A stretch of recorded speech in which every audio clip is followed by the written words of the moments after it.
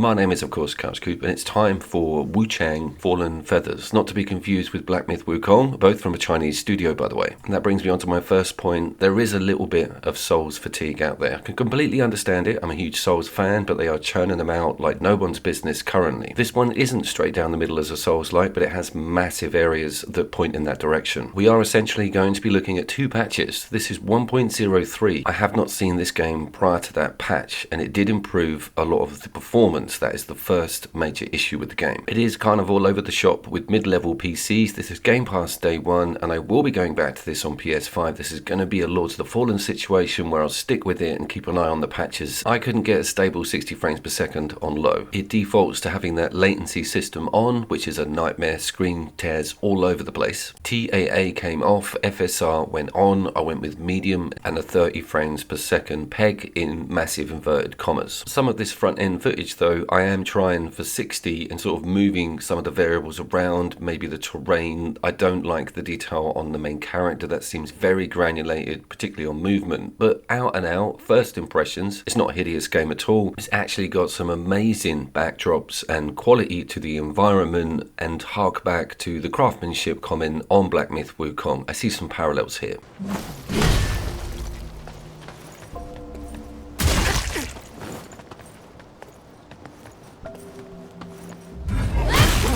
Combat does also come with quite a bit of weight. I migrated over to that axe. You start with a two-handed longsword, which can be switched into at any time within battle, and they make a point of it, giving you a quick draw option if you've earned enough mana, feather power, stuff what you get from dodging, etc.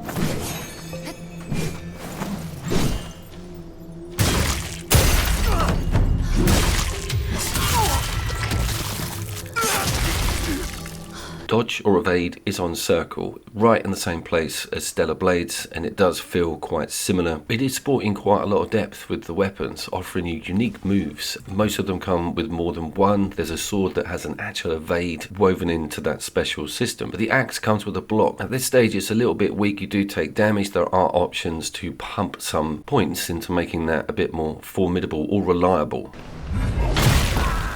There's also a big interrupt system on an enemy if you time it right, and you cannot technically cancel out of an attack animation. So you're committed. That's quite tense and does give the game a certain signature feel. This is trying as hard as it can to stray out of the normal Souls-like combat box. It does feel a little bit Team Ninja-y because you don't have an allocated jump button. You're not hopping around on different platforms. Everything's on that grid system and you've got to walk to it manually or create a bridge. It is extremely grounded in that respect, and it's also got a slight Buddhism angle as well, with some of the restart points, bonfires, etc., and the lore and the characters. So there's quite a lot to like here.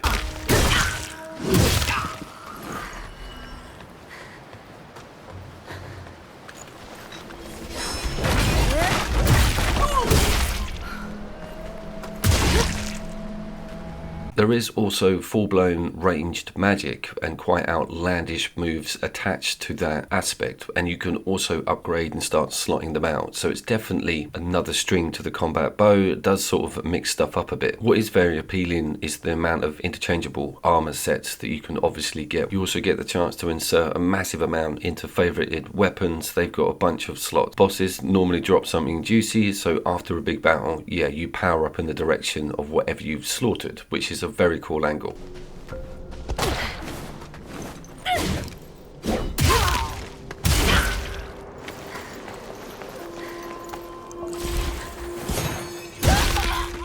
At the moment, nothing's really causing any problems. I haven't got multiple enemies on screen, no real like backdrop or big area full of NPCs that could be pushing performance issues. I'm very happy with it, and I'm loving the sort of incremental introduction of a lot of the areas, and I've already had some sort of sub bosses, and the pushback on difficulty is kind of perfect.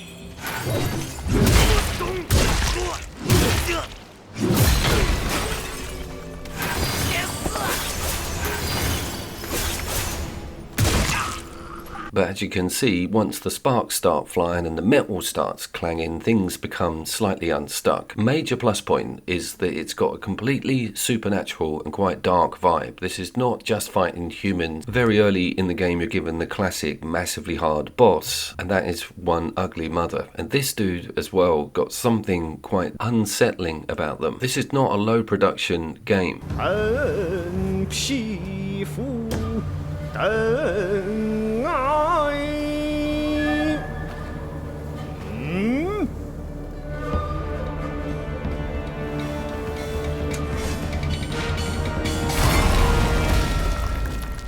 I do feel there's a very good game underneath all these performance issues, and I did promise on my community page that the first Berserker would be put on the channel prior to this. What I'll do is get Kazan on the channel on PS5 before I go to this on console, which is what I want to do in the long run. I have heard that PS5 Pro owners are eating good on the performance front.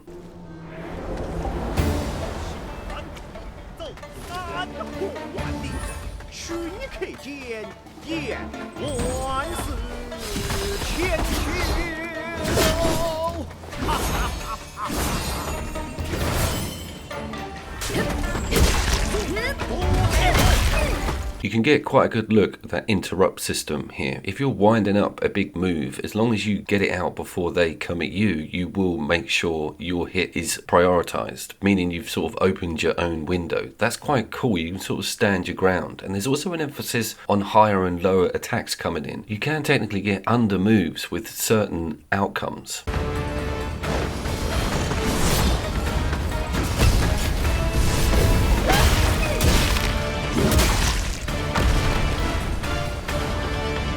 Because that dodge and stamina management is so important at this stage in the game, you are looking to learn attack patterns, and it does cheese you on that front by looking like it's about to hit you, but it's just a redundant swing, meaning that you spend your dodge too early. I don't actually mind that too much, and when the enemies are animated well and there's cool martial arts, it's actually quite a lot of fun. We have also made the switch over to 1.4, and I've convinced myself they made this guy a little bit easier, and no change on performance either.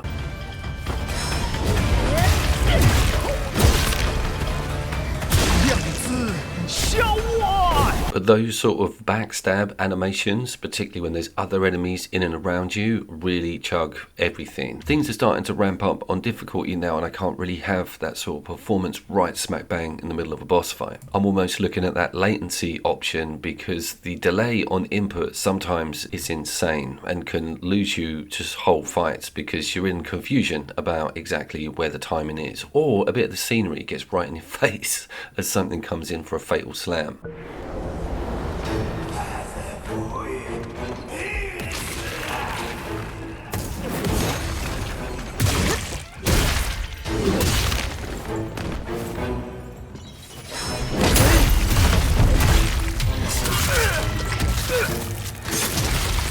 There's also a madness system, which I don't fully understand, and involves an evil version of you spawning back at your bonfire when you die. Damage is also increased, but your attack is buffed. It's a system I need to still get my head around. It is early days with the whole game. I will take comments on performance with this game on a base level PlayStation 5. If you've got Pro, just keep that stuff to yourself. You will be hearing from me again on this game, hopefully on a 9th generation console, but if there's big movement and it's still over on PC, I will keep you updated. I was, of course, Couch Coop, and I look forward to seeing you down there.